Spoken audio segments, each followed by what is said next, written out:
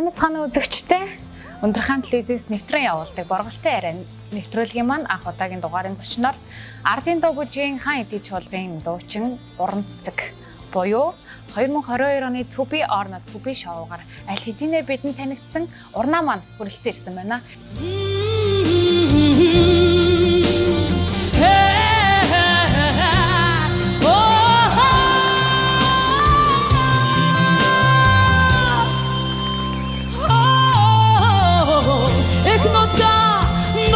Зүудэлтэй би дандаа надан зүудэлтэй миний наснаа чич зүудэлтэй эчми Юуны өмнө энэ их ажлын хажуугаар бидний урилгыг хүлээн авсан танд маш их баярлалаа. За баярлалаа. Тэгээд ийм гоё нэвтрүүлэгтээ бас урьж оролцсон үзэсгэлэнтэй хөөрхөн дүүдээ бас баярлалаа. Тэгээд яасан ч хөөрхий. Тэгээд энэ нэвтрүүлгийг үзэж байгаа эрхэм Хинтэн нутгийн залуучууд, эрхэм Хинтэн нутгийн сайхан бүсгүйчүүд та бүхэнд энэ сайхан өдрийн мэндийг өргөн төвшүүлье. Баярлалаа. Та ч бас маш үзэсгэлэнтэй харагдаж байна. За юуны өмнө уран цэцэг маань одоо цаашдын уран бүтээл юуг зорж байна, юуг хийсэн бэ? Юуг төлөвлөөд явж байна вэ? За ерөнхийдөө миний зорилго бол маш том.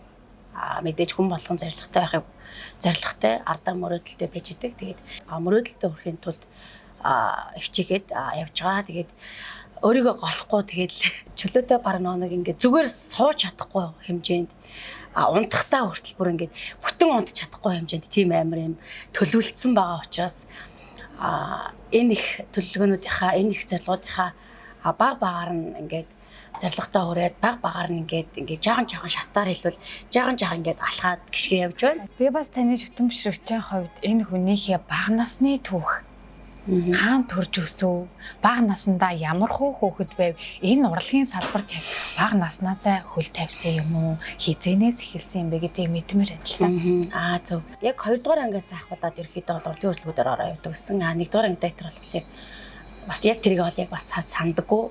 Тэгээд 2 дугаар анги, 4 дугаар ангийнхаа юг дуултыг бол маш их тодор сандаг. Тэгээд Хинтэн аймгийн 3 баян сумд чинь би өссөн шүү дээ.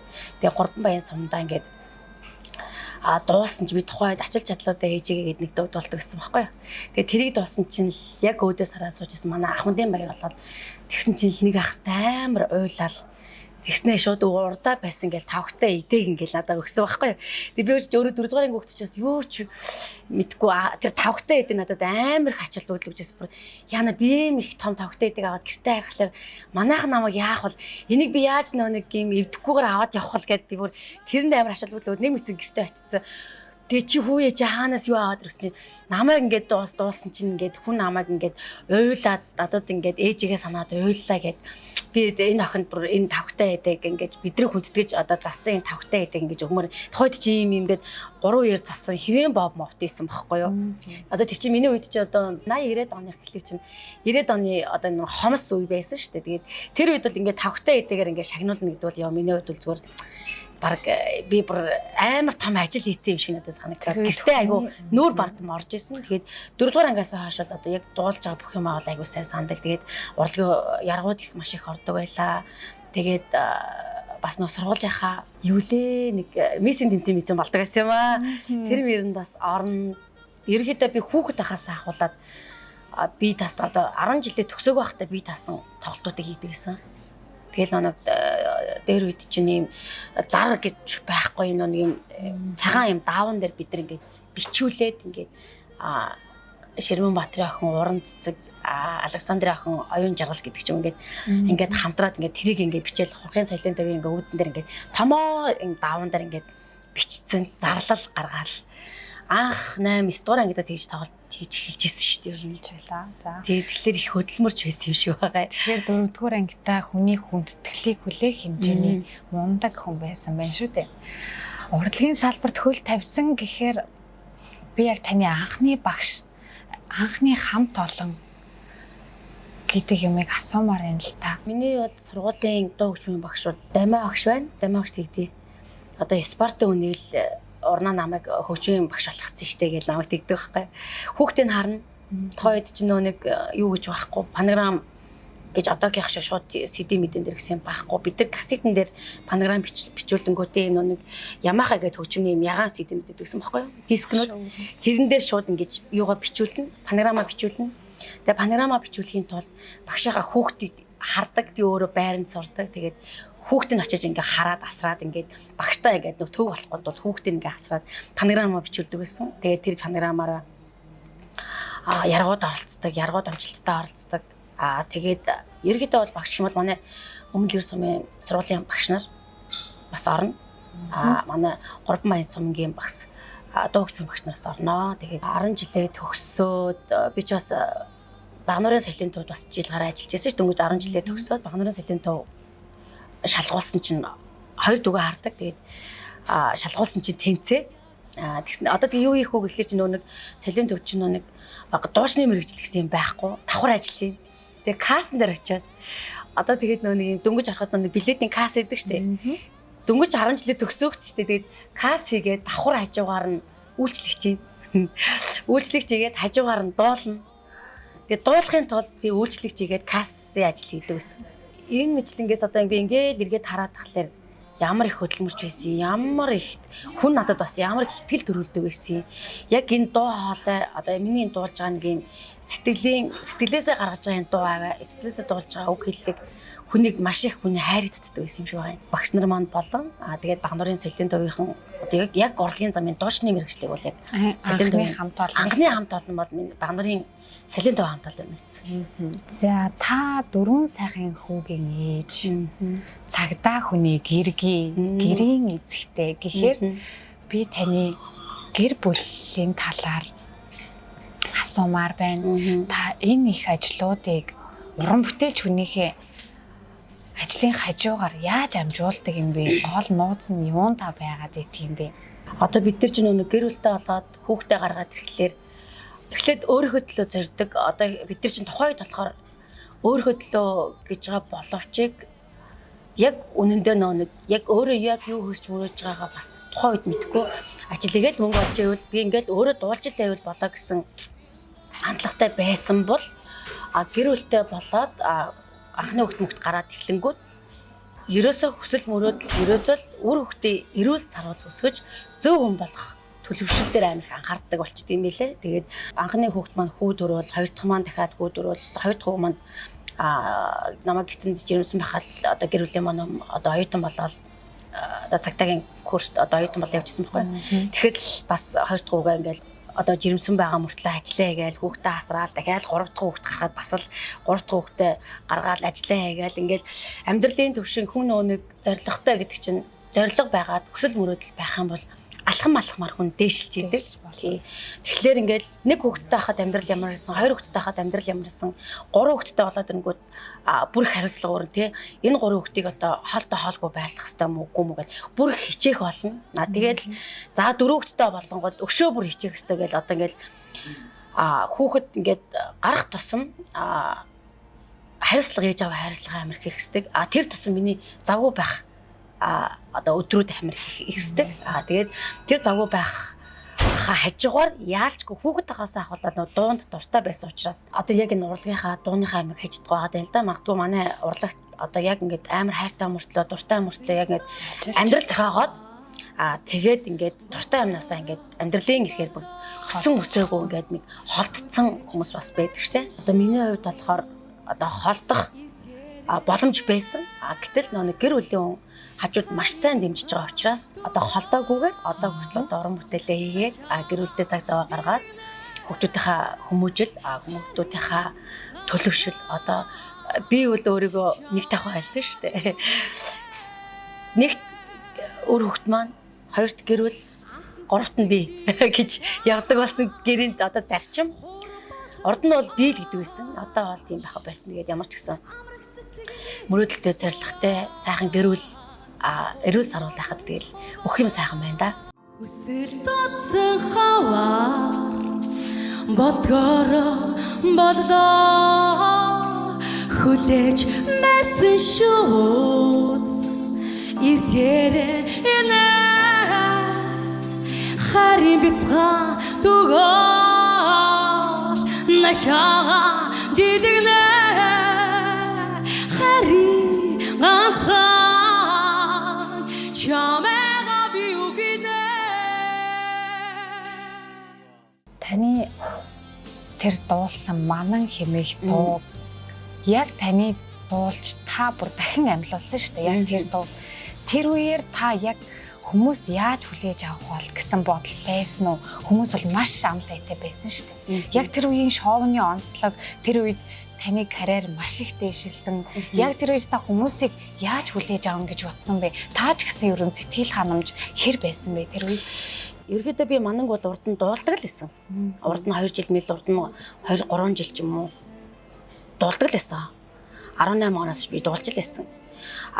Тэгэхдээ хүнд нөнөг хүрх цаг хугацаа гэж байдаг.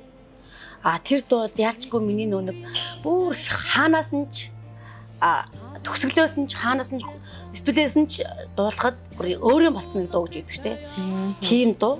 Дээрэс нь энэ бол яг санамсргүй гэдэг нь одоо UBS телевизийнхэн манай дадлалт кино бред кино гэсэн шүү дээ. Уран сайхны бред кино гэсэн. Тэгээд манай уран бүтээлчтэй танилцаад, манай театр чуулгантай танилцаад уран бүтээлийг сонирхоод явхдаа танахаас ингээд 2 уран бүтээлчийг одоо ингээд төби ороод төбид урьж оролцуулъя гэдэг ингээд урьж оролцуулсан. Тэгээд тэрэн дээр бол манай хандаж болгон зул ганц холбоо битээр оролцсон байдгийн. Тэгээд тэр дуун дээр одоо миний баг хус адэрдэн гисэнд исэн баггүй юу.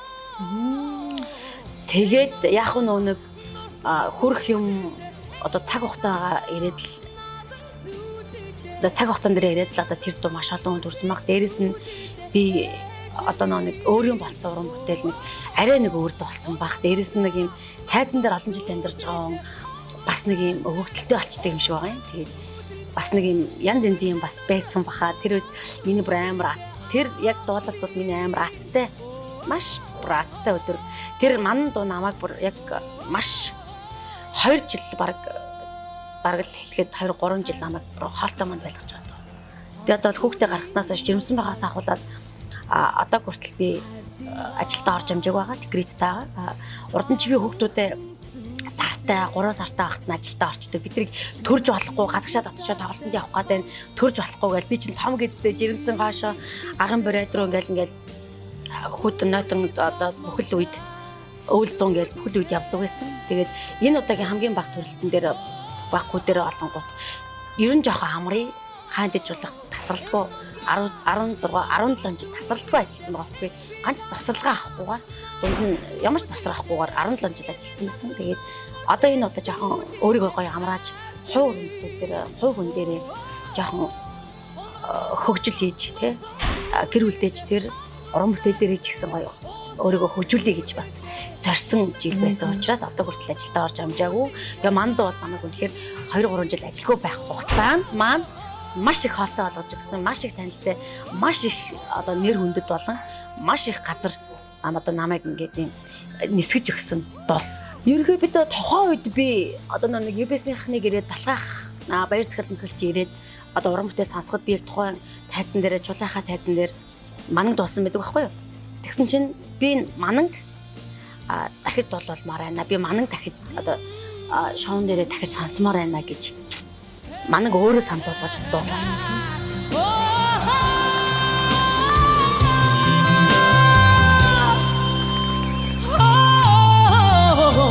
Эхнодоо норсон зүудэлтэй би дандаа надан зүудэлтэй. За тэгвэл одоо 2025 оны Май Бас шоунд би жаргалтай эмэгтэй дуу дуулсан. Энэ дууг тэгвэл та яагаад сонгосон бэ? Бэрсэн гарыг чин дулаацуулж оддын дор зогсох жаргалтай битгэртлээ шүнжин бодоод би өглөө нартаа ужрах жаргалтай. Энэ дуун дээр би бас манай нэг би өөрөө энэ шоу муунд орно гэж бас бодоогүй шүү дээ. Юм гэхдээ дандаа санамсаргүй цаанаасаа гэхдээ өвдөлтөж юм уу байдаг. Манай чуулгын төрөөгээд дүү энийг бэлтжижсэн байхгүй юу? Би ч бас нэг хайлтхан нэг 11 сард ажилдаа ороод буцаад нэг сар ажиллаад буцаад нэг хүүхдээ өргөлүүдэд асарч байгаа байхгүй юу? Тэгээд тэгсэн чинь манай төрөө бэлдэжсэн байхгүй юу? Би жаргалтайг бэлдэжсэн. Тэгсэн чинь эгчэндээ энэ дээр жоохон ингээд би өөрөө энэ хүн одоо тэр дүүдэд тэмцээнд орж байгаа гэхлээр өө за миний дүү мундаг штэ одоо тэмцээнд ороод одоо залуу байгаа даа гэж игээд би өөрөө амар зөвлөгөө өгөөл энэ дуун дээр миний дүү үгэнд ингээд жоохон ингээд хичүүл яасан гэж мэгээд би өөрөө ингээд хэлжсэн байхгүй юу? Гэсэн чинь бас ингээд санал тавигдаад одоо ингээд яагаад чи гэд би тэгээд урд нь бас санамсргүй манай хамтарч ажилладаг хүү цайлынхан дээрээ санамсргүй би жаргалтайг гитартай дуулсан байдаг байхгүй юу. Тэгсэн чинь тэр бас маш их хүний хандлтанд өрөөл. Тэгсэн чинь яг энэ би жаргалтайгаа манай Why My Voice-д орж оролцооч гэд энэ дуугаараа гэд тэгээд бас энэ дуу дуулах болоод тэгээ бас дуулсан. Тэгээд одоо манай дүү одоо төрөө хэрвээ бодчихвэл уучлаарэ. Санамсргүй шүү гэж бас хэлмээр байна. Тэгээд энэ яг санамсргүй бас дуулагдсан дуу. Гэхдээ маш гоё хүмүүс бас маш гоё хүрээд байгаа. Тэгээд бас дараачийн шатны бас дуунууд бас ингээд та нарт бас маш их таалагдаад явах байхаа гэж бодож байна. Тэгэлгүй яхаа.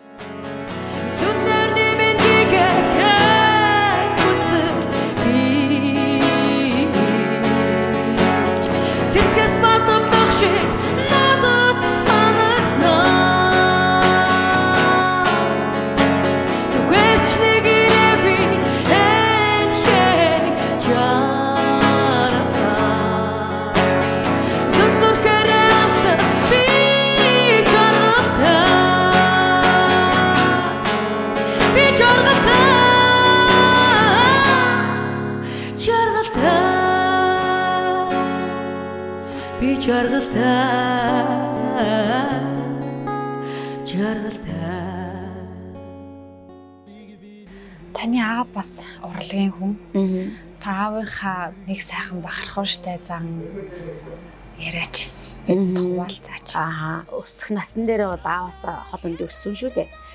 Гэхдээ бол нэг юм аав гэдэг хүний орон зайг бол би хүүхд байхдаа мэдрэг өссөн. Гэхдээ бол аавынхаа авгаар одоо авглоод явж чадаа бүр маш их баярлдаг. Ширмэнбаатар гэдэг хүний тэр их уурхаа шиг авьяаснаас жижигхэн дуулахал авьяасыг би авсан. Миний аав бол ерөөсөө урлагийн төлөө төрсэн юм гээд Монголын цөөхөн гоц авьяаснуудын нэг байхгүй юу? Аав маань одоо Баян Адрах сумдаа одоо ирээч одоо над дээр ингээд би ч нөө дууны сургалт бас сургалтууд ажиллаулдаг шүү дээ. Та над дээр ингээд нэг жоохон ингээд нэмэр болоод ингээд баймар ах юм аа та одоо хүрээ дээрээ чи ганцаараа тэд ингээд байгаад гэхлээр би одоо нутагтаа одоо адрын хүн одоо би нутагтаа л одоо ингээд одоо хүүхдүүдийг ингээд одоо морин уурд олуулж хөгжмийн боловсралтай болгож хөгжмийн боловсралыг маш өндөр болгох хэмжээнд ажилламаар байна. Одоо миний одоо хүсэж байгаа одоо ганц мөрөөдлийн маш гоё олон шанартай олмоор гэсэн хүсэл мөрөөдлийг би өөрөө нөгөө багшилж байгаа учраас яг аавыг тэгж хэлэнгүүт нь за бас гээд хэлж чадахгүй бас ингээд ойлгоод байгаа байхгүй юу. Гэхдээ магадгүй нас өндөр болоод ингээд ирэхэд бол одоо аавыгаа хажуудаа ингээд аваад юу өнтер хөөхөд мөхөд ирж ачнаа харж хүүхд ачнартаа хөгжмөө заа гэж ингээд байлах бах. Тэр та яг урлагийн салбарт хөл тавиад хэдэн жил болж байгаа вэ? Хаан эдээ чуулгыг илүү магтахын хажуугаар энэ хаан эдээ чуулгатай бас хэдэн жил ажиллаж байгаа юм бэ? Би 2007 оны 3 сарын 1-нд хаан эдээ чуулгад орсон. Тухайд авирмэд дарга байсан. Тэгээд манай авирмэд дарга чинь маш мундаг. Одоо уран бүтээлчдийг аягүй сайн ерөөхдөө бол за энэ уран бүтээлч энэ бол их дуулж чадна. Одоо бид нар чинь 10 жилээ их сургуулийн боловсрал одоо эзэмшээгүй байхдаа хаан эдээ чуулгад орж байгаа шүү дээ. Одоо би 2007 оны 3 сарын 1-нд орсон байна тий. Тэгэхээр чин за энэ дагуу дуулчаар охин биш үү. За энийг чуулгатаа аваад ураад оруулчих. За энэ мундаг бүжигчин болно шүү. Энэ мундаг хөгжимчин болно шүү.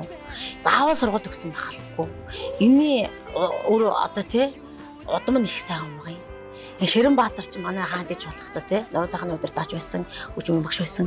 Энэ хүүхдийг нэг зөв сайхан хөгжүүлээд авъя гэсэн зорилгоор би орсон, намайг авсан. Би бүр өнөөдөр бүр авир мэд гэдэг хүнд би бүр маш их талархаж амьдардаг.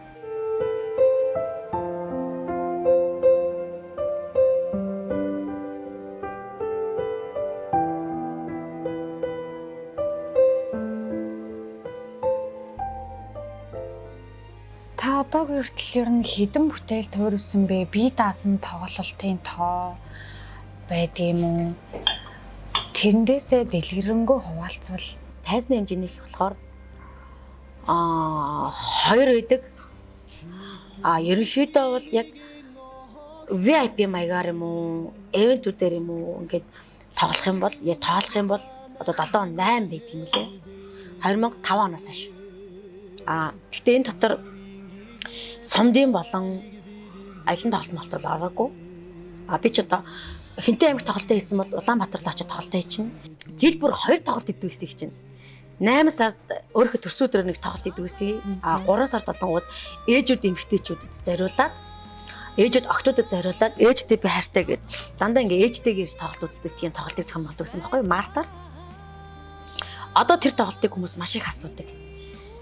Одоо бид нар ээжтэйгээ баярлуулах ч юм уу ээжтэйгээ үзэх бид нар цаг хугацаа ээжтэйгээ ингээ хамтдаа тоглолт үзэх ч юм уу ээжтэйгээ баярлах цаг хугацаа ер нь байдгүйсэн мэлээ. Би тэр тоглолтыг бүр 4 жил дараалал хийсэн. Тэгээд тэрнээс хойш нэг хэсэг ингээд байн урнаа тоглол. Надаас бас уйддаг юм болоо тэгдэг юм болоо гэж бодоод би орхицсан байхгүй. Тэгсэн чинь хоёр ерөнхийдөө бол маш их асууж чад тэр тоглолтыг. Яагаад ээжтэй би хайртай тоглолтоо хийхгүй байгаа. Бүр нэрээ нүртэлж хэлсэн.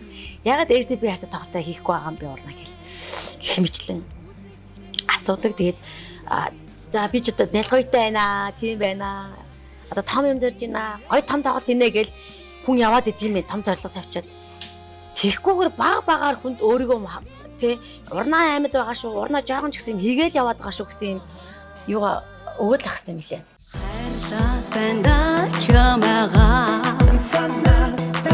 харцсан чингээгээд үлдэх үү харамсаад байна чамаага харатагаад нисхүүдээ атурсан онох шиг хараа арганжигч билүү яалтай алах сайхан надыг чэhän мартчихадаггүй яалтай 2022 оны төби орнод төбид мананг дуулахад харангаас зөвшөөрөл авч дуулдаг юм болоо ер нь яаж тэр дууг дуулдаг юм бол одоо зарим нь ингээд фэйсбુક дээр ч гэсэн өчнөө алдаа байгаа штэ миний дууг дуулчихлаа ямар ч тийм оюуны зөвшөөрлгүй энэ ер нь яаж түгээгддэг юм бэ? Манан дууны үгийг Игманлах Аян Чулуунбаатарах зохиосон мэт байхгүй чугах. Тэгээд би эдгээр чинь өөрсдөө их маш том хамтлаг. Одоо ер нь Монгол зүгээр нэг номер одоо том яригч байгаа хамтлагууд бол хурд те харанг гээд эдгээр бол зүгээр домог болсон хамтлаг байхгүй. Зүгээр нэг жижиг уран бүтээлчд те нэг дуугийн дуулна уу, байна уу тэн дээр бол нэг сонь биш болцсон. Тэртээ тэрүүд эдгээр домог болцсон. Хамтлаг учраас над дээр оюуны өмч болон янз янзын юм бол гац яригдаагүй. Гэхдээ би энэ дууг дуулж маш олон хүнд таалагдсан учраас дахиж цаашаа дуулмаар байгаа учраас хувь уран бүтээлчийн хүнд нэг ёс зүй байх хэрэгтэй. Ёс зүй байх хэрэгтэй. Тэгэхээр мэдээж тэр хүмүүс харж байгаа. За энэ уран бүтээлч одоо за энэ нэг хөөхөн дуулчичтэй тий хөөхөн дуулчичтэй за гэл харж л байсан байна лээ. Тэгээд би чи сүүлд нь инх маллайханд жочуукахтай уцаар холбогдоод хүн ихтэй амар зоригтой ах хэрэгтэй. Яах вэ? Тэхүүлөө гэд би амар олон жил явцсан байхгүй юу? Ингүүл битгий дуул гिचвэл би ахаад дуулцгаа болчихвол эсвэл тэгснээс ингээ coverсэн ивэрэ байж яах уу гэл маш олон юмнууд гарч ирнэ. Тэнгүүд нь би бүр амар зоригтойгоор чууках руу залгаад их мангалаах руу залгаад чууках завгүй тэнгүүд нь шууд их мангалааханд очиод талхаад бариад цэцгийгөө хараал утгийнхаа бэрэндийг бариад шууд ми гэртний яваад очсон шин. Их мангалаахын гэрт нь очиод за би яг ийм хүн байгаамаа би таны манан дууг дуулдаг юм аа. Тэгээд энэ дууг та үн бичсэн гэл ингээл яриад тэгэл аваа цаацаа гэл ингээл бид нар чинь багтай хэлэхгүй штэ. Том хүмүүс үнэхээр том. Багтай олигтой хэлэхгүй. За тэгээ танахаар сайн сайхан гэдэг ингээ нэг дууга өгөх гээд байгаа юм шиг өгөн гэж чинь ч бас юу аах вэ? Тэр хамтлагийн дууг би ч одоо аваад өмчлөн ч гэж байх уу? Ирэх дуулах ирэх авах хэрэгтэй би. Цаашдаа дуулж ач болох уу? Би энэ дууг цаашдаа ингээд тэ орон нутгатаа Тэгээд өөрийнхөө хувьдаа ингээд дуулах боломжтой юу? Өөрийнхөө хэмжээнд гисэн л юм асуухлаас биш тэр дуу авъя гэсэн юм бол байхгүй. Тэгээд очиод ингүүч чинь за. За тэгээ өөр сонь танаа нутгаар сайхан гээд тэнгүүч нь одоо яахгүй гэж байгаа бах та дуулахгүй гэж байгаа бах та гэж хойд их төвшөөл янз болж исэн. Аюугүйсэн би. 23 удаа бол заавал өшөө наацсан гээл. Тэгэл харангайхан чи ижээ тоглолтоор ирсэн шүү дээ хинтээд. Би нөө уран цэцэг байна сайн уу гээл ингээл. Тэгэл тэд нар чи ингээд за. Гээл ингээд таахгүй. Тэгэл энд нь гараад гүөх хэрэгтэй. Тэгэл ахаа ихчээ гээл. Яг хоо хэдүүлээ хаал идэггүй. Та яг хоо манай нутгийн бэрийн талхаг цэцгийг идэхөө гэд. Би ер нь сэлэнгээ талхыг тэгээд бороод цэцгийн хоёрыг бол бат руу маш их юм зөөдөгдөө. Одоо манай хинтэгийн унаанууд бол таксиныхан ч юм уу бараг мэдж байгаа авдаг. Цэцгийг надаас миний цэцгийг авдаг гэж талхаа авдаг одоо сэлэнгээ болгогч нар бол мэдж л байгаа. За урнаас өчнөр нь 10-20 талхаа хавлаад байна. Хаан дарагчууд намайг самс манай хурдынхан юм шүү дээ. Манай хурдынхан нар чинь би одоо хурдынхан ах нартай 2010 оноос хойш ах トゥ улаан явж байгаа. Одоо хүртэл ах トゥ хэвээрээ. Тэгэл бид нар ч аял зугаалгаар явна гэж зөндөө тоглолт явна. Хурд барагтай хамтлаг дээр ч юм уу хой уран бүтээлч дээр анх удаа чуулгын уран бүтээлч дээр ирж бүтэн бүрэлдэхүүн хамтлагаар ирж тоглосонгүй. Тэр үед 2015 он байсан. Миний хамгийн анхны зүүдний цагаан шоу гэдэг тоглолт байсан. Тэгээд тухайн үед ч маш их ач холбогдол өгч тоглолт хийжсэн. Тэр тоглолт одоо хүртэл надад одоо хүртэл хүмүүс ирдэ шүү дээ. Одоо чиний ингээл баанрууд ингээд энэ зүүнзийнхаа уртлаас тийшээ ингээл цагаан балаачтай зураг ингээл байж л ах зүүдний цагаан шоу гэсэн. Өвөл авчлаа нурнаа маань даардаг багтаа тэр ч ингээл дараал ингээд баг жил өнжөөд баг тэр баанууд ээжлээсэн. Тэр тоглолтын дээр хурдынхан ирсэн. Би хуучин чуулгахтаа 2 удаа 7-9-с гээд 2 удаа тоглолт хийжсэн. Хоёуланд нь пиг тухайн 17 онд би 20,000-аар тоглолт хийжсэн. Тэгээд хоёуланд нь пиг байсан. Тэгээд би яг тэр үед амар зардал гаргаж амар их өрөнд орж тоглолт хийсэн ч гэсэн надад амар хавшгаа өгсөн гоё тоглолт хийсэн тэр. Яг тэр тоглолтоос манай хинтэй аймгийнхан уран цэцэг гэж дууч. Яг ийм дууч юм байт юм биш гэдэг.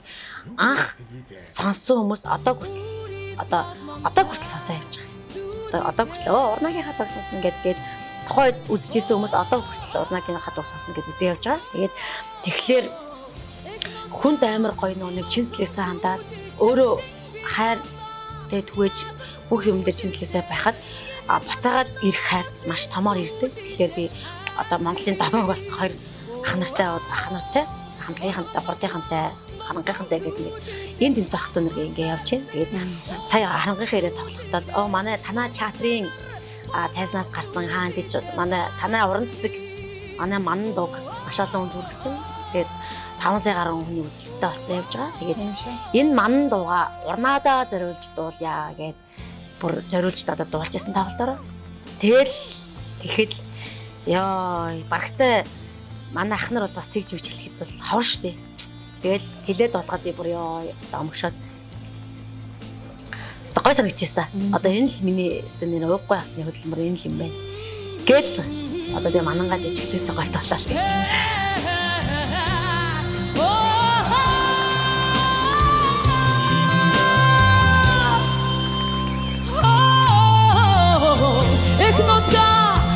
Сон зүудэлтэй энэ би дандаа надан зүудэлтэй миний насан ноо чич зүудэлтэй эчми онгон носон зүудэлтэй онгон сардаг осан зүудэлтэй тоног тамир тона зүудэлтэй аавин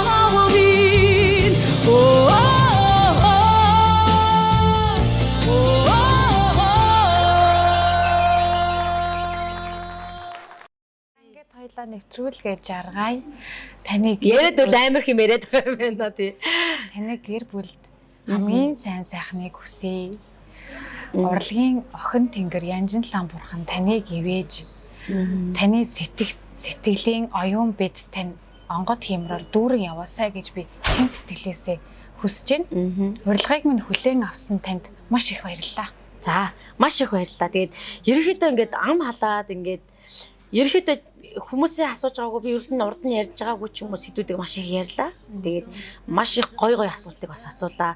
Маш зихцтэй маш ярьдаг гоё хөтлөгч гоё охин байна. Дараагийнх нь нэвтрүүлэгт одоо маш их амжилт хүсье. Тэгээд урьж оролцуулсанд бол маш их баярлалаа. Тэгээд заавал хүн төгс бас байх албагүй. Мэдээж надад алдаан оноо байгаа. Гэхдээ энэгээр юу ч хэлэх чинь гэхэлэр нутгийн мань хинтэн нутгийн мань ард иргэд болон энэ одоо нэвтрүүлгийг үзэх бүх сайхан хүмүүстээ бас сайн сайхныг хүсье, сайн сайхан амжилтыг хүсье. Тэгээд урнаагийнхаа зөв буруу бүх үйлдэлтэй дандаа хамт байдагт бас маш их баярлалдаг шүү гэж бас хэлье. Тэгээд та нартай аз жаргал хүсье, сайн сайхныг хүсье. Баярлалаа. За баярлалаа үзэгчтэй. Борголтын арай нэвтрүүлгээ дараагийн дугаараар иргэ уулзцгаая. Баяртай.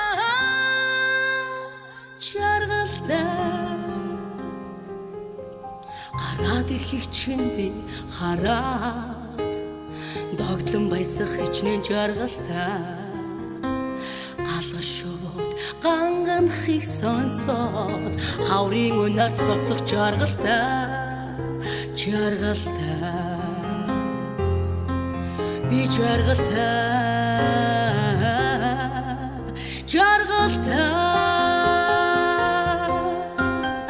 зүднэр нэмэн гэхэн хүсэж билж цэцгэс бадамлах шиг надад санагнаа